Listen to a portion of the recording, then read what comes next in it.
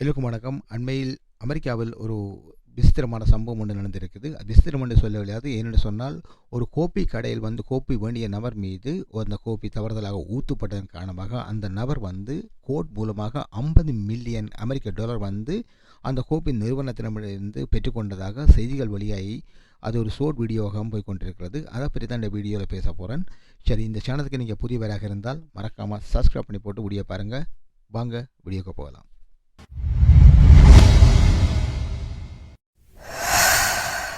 தம்பிகளா, நீங்கள் கோப்பி பண்ணும்போது இப்படி இந்த வீடியோ பார்த்துட்டு நீங்களும் தட்டி ஊற்றி போட்டு நல்ல தடம் அடித்து ஊற்றி போட்டு 50 மில்லியன் கிளைம் பண்ணலாம்ட்டு ஊற்றி போட்டு வெடிக்க வராங்க. எங்களில் ஊருக்கும் இந்த ஊருக்கும் வித்தியாசம் என்னென்னு சொன்னால், எங்களோட ஊரில் ஏதாவது நடந்துட்டு சொன்னால் ஒன்றுமே கிடைக்காது. இங்கே ஓரளவுக்கு அமெரிக்கா மற்றும் கனடா போன்ற நாடுகளில் வழக்கு கேஸுகள் சட்டங்கள் எல்லாம் ஓரளவுக்கு ஓகே இருந்தாலும் இப்படியான தப்பை நீங்கள் செய்து போடாதீங்க. மிக அவதானமாக செயல்படுங்கன்னு சொல்லிக்கொண்டு சரி என்ன நடந்துட்டு பார்ப்போம். சரி, இப்போ அமெரிக்காவில் உள்ள லாஸ் ஏஞ்சல்ஸ் நகரத்தில் இந்த சம்பவம் நடந்திருக்குது. அதாவது லாஸ் ஏஞ்சல்ஸ் நகரத்தில் உள்ள ஒரு கோப்பி கடையில் தான் இது நடந்திருக்கு. அந்த கோப்பி கடையின் பேர் ஸ்டார் பாக்ஸ்ன்னு சொல்லுவாங்க. ஸ்டார் பாக்ஸ் கோப்பி நிறுவனம் அநேகமாக கனடா, அமெரிக்கா மற்றும் யூரோப்பு கண்ட்ரியில் இருக்குது. எல்லாம் தெரிஞ்சிருக்கு. இந்தியாவில் இருக்கக்கூடும் நினைக்கிறேன், நான் தெரியல. சரி, என்ன நடந்துட்டு சொன்னால், இந்த பாதிக்கப்பட்டவராண்டுன்னா மைக்கேல் காரியான்னு சொல்கிறாங்க. மைக்கேல் காரியா இவர் ஒரு முழு நேர என்னென்னு சொன்னால் முழு நேர ஒரு டெலிவரி பாய். இவர் டெலிவரி பாய் அநேகமாக வேலை டெலிவரி சாப்பாடுகள் அதுகளை டெலிவரி செய்கிறது தான் இவர் வேலை. அப்படி நடந்து கொண்டு இவர் அப்படி வேலை செய்து கொண்டு இருக்கும்போது ட்ரைவ் த்ரூவில் கோப்பி பண்ண வந்துருக்கிறார். ட்ரைவ் த்ரூண்டா எல்லாருக்கும் தெரிஞ்சிருக்கும். என்னென்னு சொன்னால், அநேகமாக ஒரு வாகனத்தில் இருந்து கொண்டே ஓடரை கொடுத்துட்டு ட்ரைவ் த்ரூவில் காரை ஓடி விண்டோவில் வேண்டி கொண்டு போகிற மாதிரி தான் இருக்கும். உங்களுக்கு தெரிஞ்சிருக்கும். இருந்தாலும் அவர் ஓடி கொண்டு வரும்போது இவர் ஒரு இந்த ஸ்டார் பாக்ஸ் நிறுவனத்தில் ஓர்டரை கொடுத்துட்டு 2 கோப்பி ஓர்டர் கொடுத்துருக்கார் போட்டிருக்கு. அந்த கோப்பி பண்ணும்போது அந்த ஸ்டார் பாக்ஸ் நிறுவன ஊழியர் பொண்ணாக தெரியுது. அந்த பெண் வீடியோ பார்க்கும்போது தெரிஞ்சிருக்கும். அந்த பெண் கொடுத்த கோப்பி சரியாக மூடப்படாதன் காரணமாக அந்த கோப்பி தவறுதலாக அவருடைய தொடையில் ஊற்றப்படுவதை நீங்களே வீடியோவில் பார்க்க முடியும். அவர் அவதிப்படுவதையும் பார்க்க முடியும். இதுதான் நடந்த சம்பவம். சரி, இதுக்கப்புறம் என்ன நடந்தான்னு பார்த்தால், சரி இவர் இது ஊற்றப்பட்ட உடனேயே இவருக்கு இந்த தோல் வியாதி, அதாவது தோள்கள் எல்லாம் அவிந்து பொங்கியின் காரணமாக இவர் ஹாஸ்பிட்டலுக்கு போயிருக்கிறார். அங்கே போய் இவருக்கு இந்த மைக்கேல் காரியாவுக்கு தோல் அறுவை சிகிச்சை செய்யப்பட்டதாகவும் இதனால் தான் மன உளைச்சலாகி தனது வேலையும் இழந்ததாகவும் மருத்துவமனையில் அனுமதிக்கப்பட்ட மைக்கேலுக்கு தோல் மாற்று அறுவை சிகிச்சைகள் மேற்கொள்ளப்பட்டன.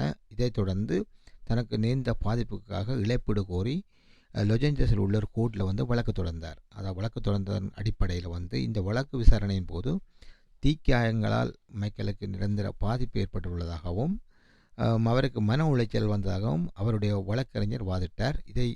இதையடுத்து வழக்கை விசாரித்த நீதிபதி ஸ்டார் பாக்ஸ் அந்த கோப்பி கடை நிறுவனத்திடம் என்ன சொன்னான்னு சொன்னால், அவர் ஊழியரின் கவனக்குறைவால் தான் இந்த விபத்து ஏற்பட்டதாகவும் விசாரணை தெரிய வந்ததாகவும் மனுதாரர் மைக்கேல் கார்சியாவுக்கு ஏற்பட்ட பாதிப்புக்கு இழப்பீடாக ஸ்டார் பாக்ஸ் நிறுவனம் 50 மில்லியன் அமெரிக்கன் டாலர் வழங்க வேண்டும் என்று சொல்லி இழப்பீடு வழங்க வேண்டும் என்று சொல்லி உத்தரவிட்டிருந்தார். இது மேல்முறையீடும் செய்யலாம். ஆனால் செய்வார்களா இல்லையான்னு பொறுத்து தான் பார்க்கணும். இன்னும் அதை பற்றி இது தெரியவில்லை. சரி, இது கிட்டத்தட்ட இந்தியா காசு பார்க்க போனால் 430 கோடி என்று சொல்லப்படுது. சரி, இது ஒரு அலட்சியம் என்று சொல்லலாது. ஏன்னா அமெரிக்கா, கனடா பொறுத்தளவில், யூரோப் நாடுகளை பொறுத்தளவில் சட்டங்கள் இப்படியான சட்டங்களில் சிலர் வின் பண்ணி இருக்கிறார்கள், சிலர் லூஸ் பண்ணி இருக்கிறார்கள். இருந்தாலும் இது ஒரு சின்ன விஷயம் என்று பார்க்கப்படியலாது.